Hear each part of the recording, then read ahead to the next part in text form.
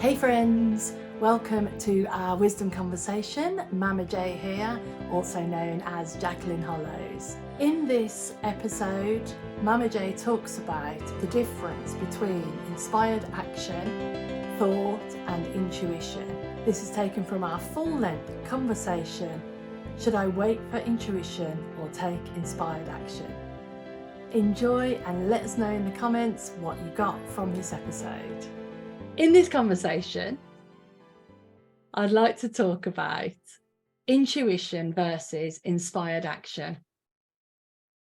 I've certainly felt from time to time that I've had to wait for intuition, and I've heard other people talking about that. And sometimes, I don't know if this is the same for anybody else, but sometimes that has almost demobilized me. So instead of just doing what's in front of me, I've been waiting to see what's right, or waiting for a feeling to know if I should do something. I was invited to be on the faculty of an organisation that I'd actually previously been a student of, and to work with them. And I didn't know if I wanted to do that or not. And I couldn't tell. I sort of felt as though I'd had some wisdom about it, but then I couldn't tell what was wisdom and what was me thinking. And I just really wasn't sure. And then I went into weeks really of trying to figure it out and wanting to have a moment of, oh, yes, that's it. This is what you need to be doing, because this is going to mean this. And, you know, this is how that's going to pan out. And that never happened, funnily enough. I felt as though, well, if I don't get that inspiration to do that, if I don't get that sort of intuition, if that's not the right thing, then maybe I shouldn't do it. And I went back and forth. And then, of course, there's the old traditional pros and cons list, you know, and people said, oh, make a list of pros and cons and everything. And that doesn't really help, because you're always going to weight it to which one you actually want. And I've done it before where the cons have definitely outweighed the pros, but I want to do it anyway. So I've ignored that. So that didn't really help. And then there was the toss a coin and, think, oh, heads, I'll do it, tails, I won't. And then that's the one that you're meant to be like, the one that you really want to do. And I've used that on people as well, but that didn't work, because I still go, well, yeah, I'm not really sure. Is it the right thing? Anyway, this went on for weeks and I couldn't feel it, like if it was right or not. And then one day I had the thought, well, just do it. And if you don't like it, you can stop doing it. And it was really simple. And so that's what I did. And I ended up working with that organisation for 3 years.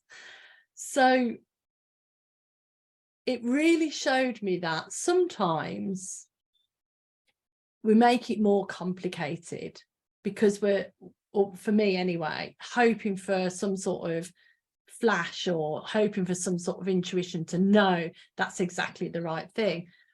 And I know we've talked before about decision fatigue and getting overwhelmed with what the decision should be. What I realise now is, in that moment where I had that, well, just do it, and then if you don't like it, leave, that was intuition. And that intuition didn't mean that's the right decision.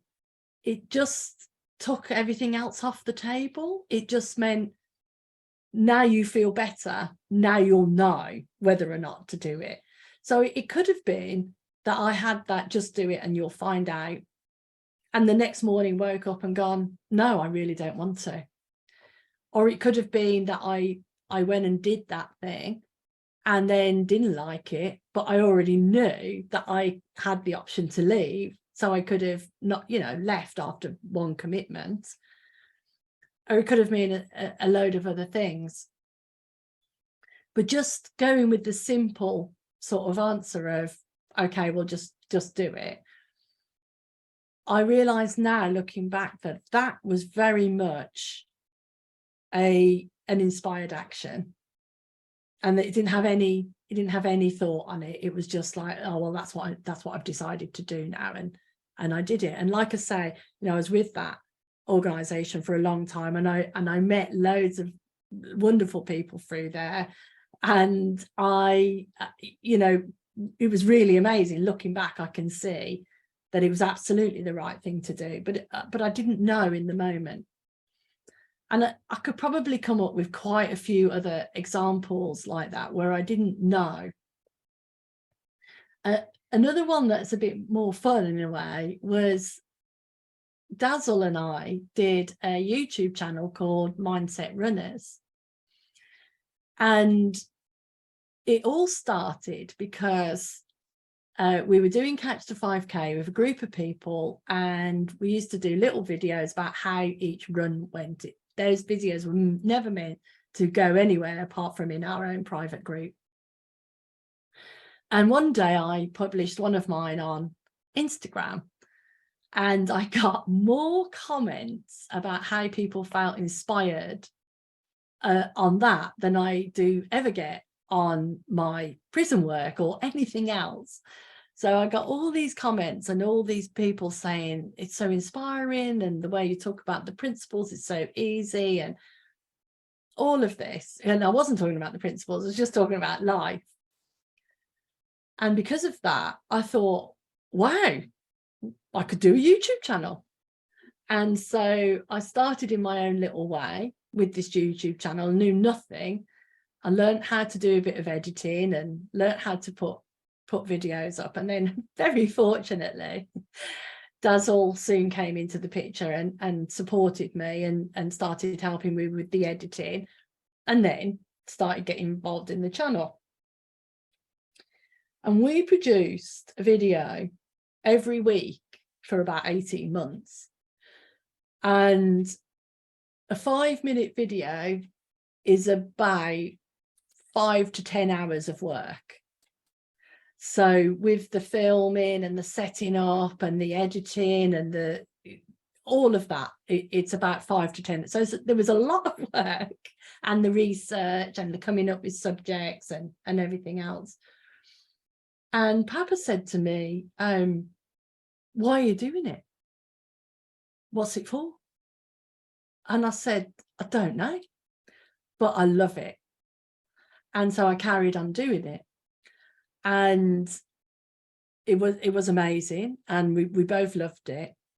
And then it came to a time when it started to be a struggle to think about what subjects and to get the video out on time, and all of these factors started to creep into what we were doing. So some of the joy went out of it, and it became a task, right? Oh yeah, gotta do the grind and get the videos out this week. What I really trust is that things have their own time. So when it started to become a grind, that's when I sort of went, hang on, this is a grind and this is for fun. Shall we pause? And we'd invested so much time and effort into this channel. It might have looked like, well, yeah, but to pause now, we're going to lose all the momentum that we've got and everything else. But we've discussed it and we said, okay, well, let's pause. And it could have been that we paused for a couple of months and then we wanted to do it again. And we've revisited a couple of times and thought, shall we do this and shall we do that? But in actual fact, now I think a year later, or maybe 2 years, I can't remember now, but at least a year later, we haven't published any videos on there at all. So it was the right decision for then, but we didn't know that It just felt like, yeah, let's stop. So intuition and inspired action can also be stopping something, not just starting something. So it seems to me that we are always being fed by our intuition. Almost, I'd even go so far to say pretty much all day long. We're not sitting and waiting for that and listening to that, but we're sort of being fed. And simple things like stepping outside to get some air, or taking some drink of water, or suddenly thinking about an email you need to write, or all of these simple things are things that are occurring to us out of intuition. But when we think about intuition, we make it more complicated, and we try to put some sort of form on it, whereas it is just formless energy that is occurring to us in the moment.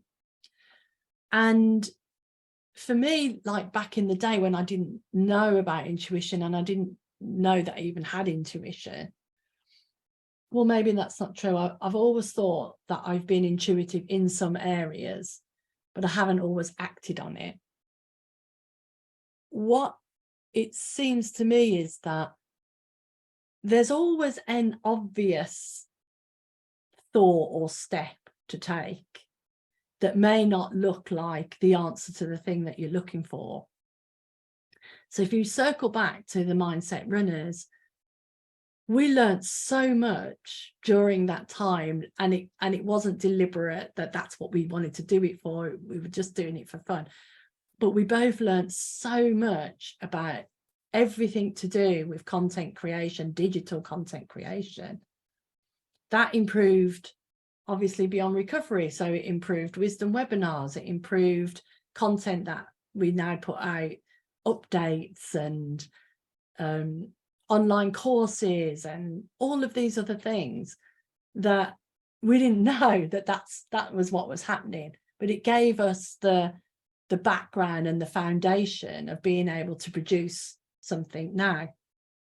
So there's the sort of, everything feeds into whatever you're doing, even if you don't know how or why. But by just taking what I call inspired action, and I mean a step that just seems obvious, it seems as though you're more in alignment with intuition, and it's less complicated. And a person that I used to work with said, sometimes it looks like, today I'm going to clean out the toolbox.